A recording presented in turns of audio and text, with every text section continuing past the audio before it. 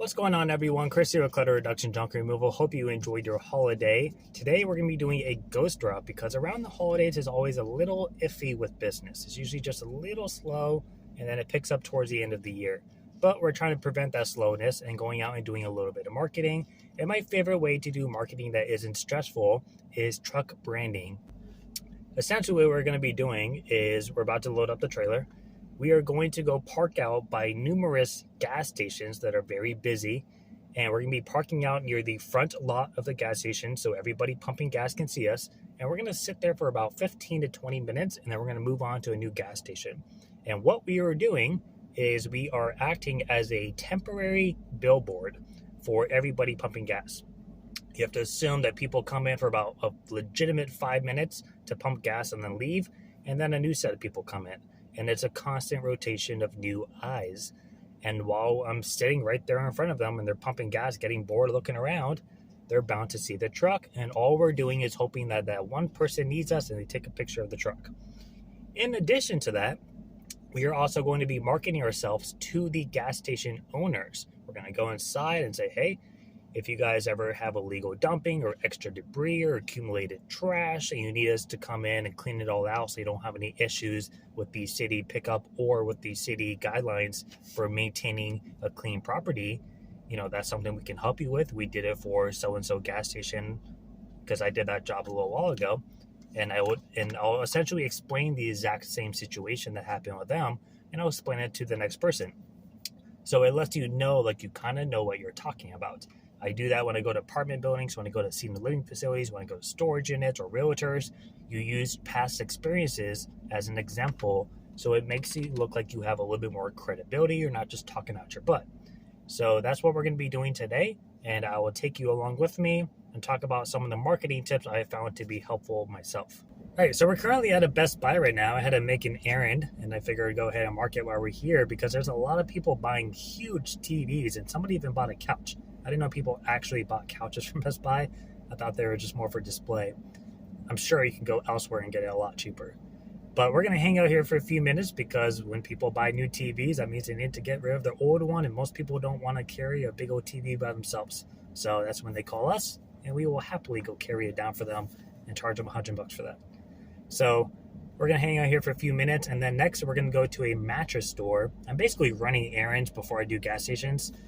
But at the mattress store, I'm going to try to talk to the manager because I know it's privately owned, and try to see if I can leave some cards behind for people who ask about removing their old mattress. I know a lot of places they'll do like a $50 to $100 surcharge to remove the old mattress while they're there, which is a great recycling factor when you're already on the spot. It's a great tool to have. But if for some reason maybe it's upstairs or it's a certain kind of mattress they don't deal with, maybe they can give a card out instead. So it's just an idea. It doesn't hurt to ask. But that is something that I have found to be helpful is try to think about your most commonly removed items and then go to those sources. So I think consignment shops is a great place to go to for marketing purposes because they're private owned. They don't have to go to corporate to refer out to somebody. But if somebody's buying a big bulky couch and they ask, hey, we have this other couch at home we need to get rid of. Do you have any recommendations? They could say, yeah, we have this junk removal company that comes by every now and then. Here's their card. So that's the hopes behind it. Does it always work? No. Do they always take your card? Probably, but they're probably going to throw it out. But it doesn't hurt to try. It's your volume shooting is what you're doing at the end of the day. So we're going to go pop by that place next and then go by a couple of gas stations and then continue on with the ghost drop. All right, so we just came out of the mattress store. I was actually inquiring about a mattress that we saw at a different place, and we got the price from this place. But while I was there, I kind of hinted about junk removal without just flat out saying, hey, I do junk removal. Can I give you my card? Now, as I was talking to him, I was like, all right, well, I know you guys do delivery, but do you do the removal as well? And if you do, is there an extra cost? Because if not, if there's a cost, I can just do it myself. That's my business. And he was like, oh, what do you do for work? And I was like, oh, we do junk removal. He's like, oh, okay. And he said, we do the removal as well for mattresses and box springs. Now, I didn't push the subject because now I know, okay, they handle it themselves. But I did drop those little hints of I do junk removal.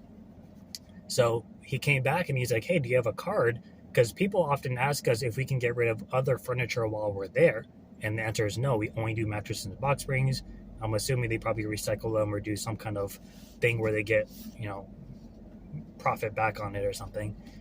But I was like, of course. And we talked about it. He's like, yeah, I always have people asking if we can remove like a couch while we're there or something. And the answer is always no.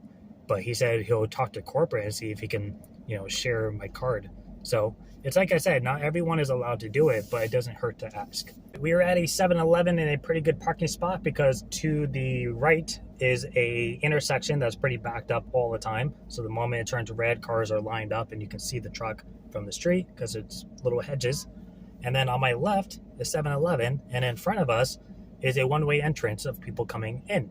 So we're in a pretty good spot. A tip I wanted to mention is something I've learned over time about marketing materials. And it's to prevent you from buying materials you're not going to use, in which case you would be wasting your money. So I would learn your location first and figure out what works for you. You can go look at a marketing video, and I've made them as well, where I just throw out options, right? And somebody could say, oh, you got to get flyers, you got to get business cards, you got to get door hangers, you got to get yard signs, you got to do this and that and that. Yes, but not everyone can put yard signs out. Not everyone can put door hangers out. In some situations, flyers don't make sense. And there's really just little things to focus on. Or you might be in a location where you could do all of that very freely and you can dominate the area. But you want to make sure that you can actually utilize this stuff. So if you're in an area that's very strict with code enforcement and they don't want yard signs all over the place and you just bought 300 of them for almost $1,000 and you can't put them out anywhere, you're going to have an issue. You can't really return them. You can't do anything with them. Or maybe you just bought 1,000 door hangers. Door hangers are great if you can put them out, but maybe you live in an area where there's a lot of HOAs and a lot of gated off communities where you can't put door hangers out. A lot of apartment buildings, if you put out a handful or more, they can call you up and say, hey, we found your door hangers. You just can't be here. You need to come back and pick them up or we're going to fine you. It's not common, but it happens, especially if you're in like high-rise buildings that are a little bit more strict. It can absolutely get fined for that. So you have to be careful.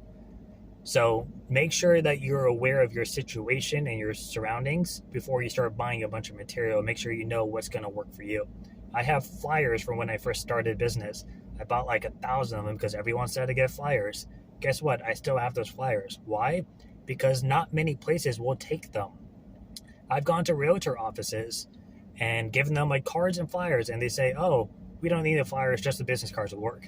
Because it's just more space taken up on their table. And they don't need it. Like all the information they have is on the card. Your card should tell you generally what you do and have your contact information, and that's all it is. A flyer is typically just a larger version of that. Maybe you have a picture in there, you have a little bit more description, a little bit more wording. It's a good idea, but not everybody will want to take it. So just be mindful of that when you buy a bunch of them.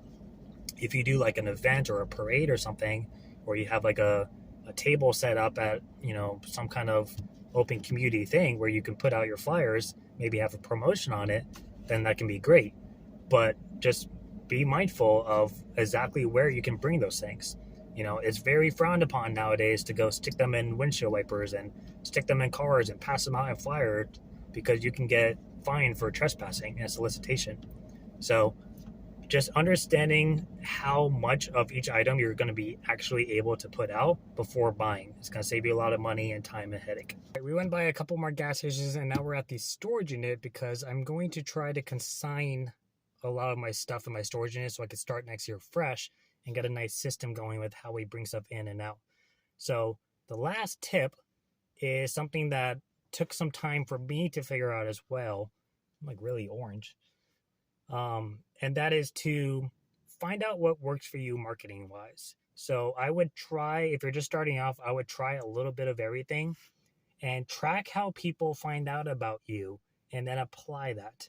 So if I go back to the beginning of my day, every single job I've ever had, I have it written down how they found about me. Was it next door? Was it Facebook? Was it a yard sign? Did they see my truck? They find me on Google? Was it a referral? Was it from a realtor? Was it someone at a senior living facility, apartment building, storage unit, whatever it was? I know where it all came from. And if you get really good at writing the exact same wording on each post, then you can just do a control F and it'll just pull up every single one of those, and you can just count, okay, you had 54 jobs that came from one source. All right, now do next door. Okay, you had 21 jobs. Okay, now type in realtor. Okay, I had 41 jobs. And that way it's just super quick and easy. You don't even have to sit there and count. It is very straightforward. But when you are trying to find what works for you, try a little bit of everything. You don't have to go 100% in one thing and like 100% in another thing and then 50% in one thing. Do a little bit of each and see what pulls in traction. For example, social media, I focus on Facebook and Nextdoor. I don't do Google ads. I don't do Facebook ads. I don't do any of that fun stuff. I post on Instagram just to post, and I reach out to local businesses every now and then, or follow like my community pages so I know when an event is coming up. Otherwise, I really only focus on actually acquiring customers through Facebook and Nextdoor. But I find that Nextdoor actually has a stronger impact than Facebook does. So guess what? I focus a little bit more energy in Nextdoor than I do in Facebook. Or when I do my marketing out and about, I get jobs from yard signs, but not enough to take up my time to go put them out all over the place by myself. So I put them out a little bit at a time, whether I'm out on jobs or I do it maybe once a weekend. I'll go out and put like 10, 15 signs nearby.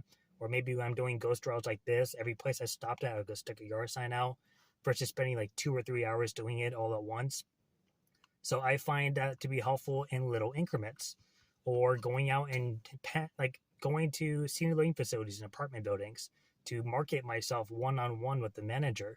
That's something that I don't normally get jobs right away from it, but it's like a slow growth over time and you build into it. So I have found that for me, going to professional places work. Nextdoor works. Truck branding works for me. I have people all the time say, yeah, I just saw your truck, or I saw your trailer, or I saw you parked out at so-and-so. Okay, great. And then I go get a job for them. They just saw me. That's all it is. So find out what works for you. Once you know, okay, these work, put 90% of your focus into it. And then that other 10%, just kind of do as filler work here and there, especially when you get slow. That's when you can kind of fill in those other pieces, because you may only get 1 or 2 jobs from that 10%, but you might get 20 or 30 jobs from that 90%. So even though you have that 90% there, when it gets slow and you have a little bit more time, trickle in the 10% there and get one of those couple of jobs. Those couple of jobs may not be big jobs, and they might be huge jobs. They might be bigger jobs than your 90%. But the point is to find out what works for you and focus on it. But you're not going to know that until you start recording how people are hearing about you. You can go out and do all these things, all these different things. I can tell you 10 different things you can do right now to market your business, and you can do all 10 of them right off the back. But you have no idea what actually works unless you're tracking how people are hearing about you. You will only know that you are busy or not. That's it. So track how people find out about you and then apply it to your future marketing so you're not wasting time on something that isn't bringing you results, whereas if you were to focus on a different source, it would. So that is my last tip. We're going to pull out some stuff in here to consign and try to clean things up for the new year. That is my goal next year, is to simplify and organize things and get some systems going. And that's it for me. So I'll see you guys next time. Hopefully some of these tips helped, and hope everyone has a good new year as well as a holiday season. Bye.